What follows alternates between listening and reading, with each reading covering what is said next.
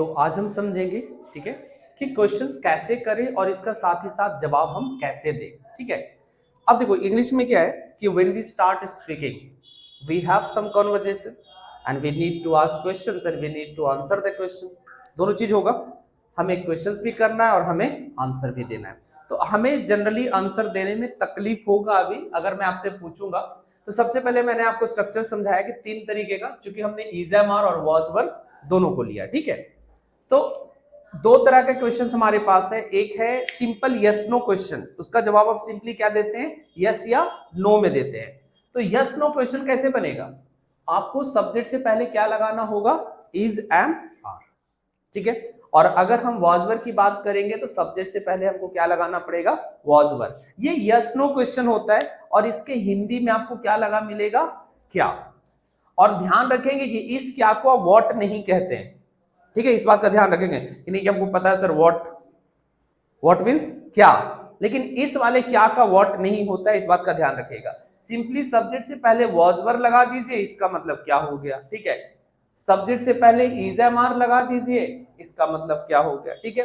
फिर अब non adjective adverb जो भी हम पैटर्न पढ़ रहे थे उसी को हम फॉलो कर रहे हैं, ठीक है। क्या आप तैयार हैं, ये हमारा इंग्लिश का हिंदी में क्वेश्चन है, क्या आप तैयार हैं, right.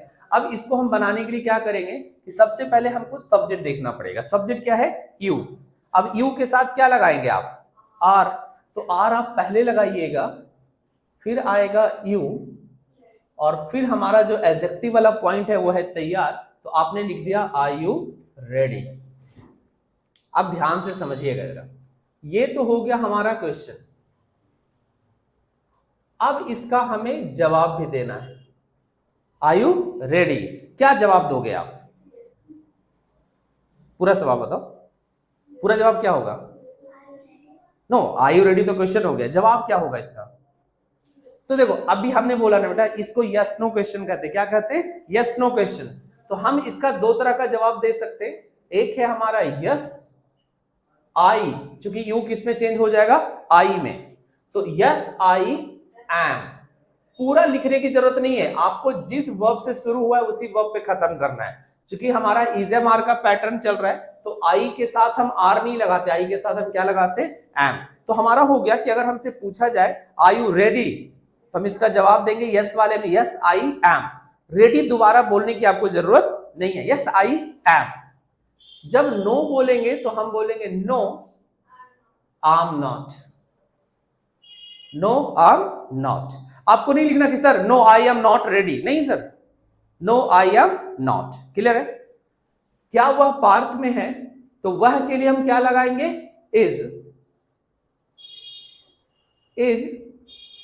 She in the park, is she in the park.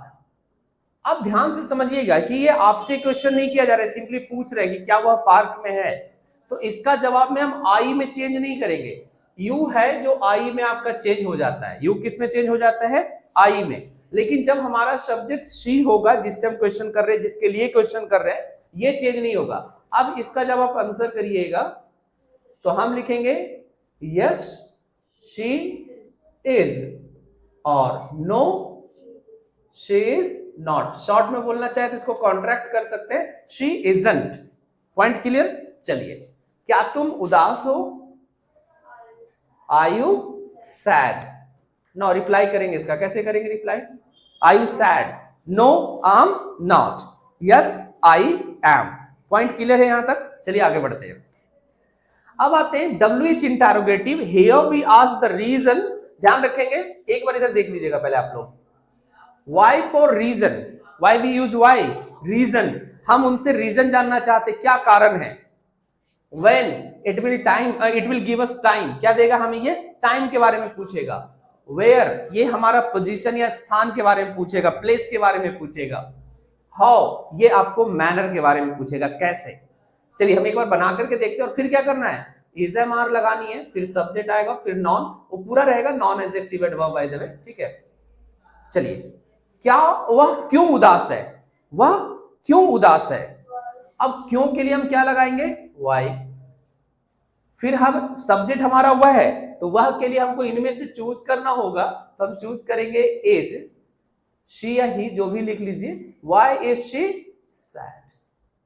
अब ध्यान रखिएगा कि जब इसका हम जवाब देंगे, जब हम आंसर करेंगे, तो इसमें यस नो नहीं आएगा। We have to tell the reason. क्या बताना है हमें? रीजन बताना है, right.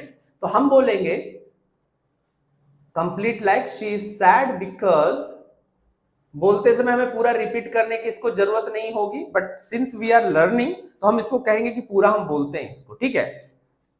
She is sad because she failed, क्योंकि वह फेल हो गई। पॉइंट क्लियर है यहां पे? तुम मुझसे नाराज क्यों हो? तो अगेन हम शुरू करेंगे, व्हाई आर यू, नाराज होना को क्या कहते हैं? नहीं, एंग्री का मतलब तो गुस्सा होना होता है, नाराज होना को हम कहते हैं अनॉयड। और ये अपने साथ लेगा with. Why are you annoyed with me, तुम मुझसे नाराज क्यों हो? वह कहां है? तो अब क्या करेंगे हम, वेयर इज ही और शी, क्योंकि वह से हमें जेंडर का पता नहीं चल रहा है। सेम आ जाएंगे इंटरोगेटिव में, वॉज वर वाले में। तो सब्जेक्ट के पहले हमें क्या लगाना है? Was were. फिर वही नॉन एडजेक्टिव और एडवर्ब, जैसे क्या वह चोर था, तो हम लिखेंगे वॉज ही, ठीक है। अब चोर एक नाउन है, ध्यान रखिएगा। तो नाउन अगर सिंगुलर है तो ए एन के बिना आप यूज नहीं कर सकते, तो लगेगा was he a thief, was he a thief. क्या तुम अनुपस्थित थे, वर यू, ध्यान रखेंगे इसका प्रोनाउंसिएशन भी, वर यू एब्सेंट। एंड क्या वह आपका दुश्मन था, तो वह के लिए अगेन आएगा वॉज ही, वॉज ही। और आपके लिए क्या लगाइएगा? Your enemy. I hope clear हो गया, समझ में आ गया कि किस तरह से हम क्वेश्चंस भी करेंगे और किस तरह से हम उसका जवाब भी देंगे। क्लियर है पूरा? चलिए हम इसको आगे थोड़ा सा बढ़ाएंगे, बट अब यहीं पर इसको क्या करेंगे हम, ड्रॉप, और हम करेंगे स्पीकिंग, ठीक है। क्योंकि हमारा ये सारी चीजें बहुत बेसिक है और स्पीकिंग पे हमें थोड़ा सा ज्यादा फोकस करना है, राइट। चलो ठीक है।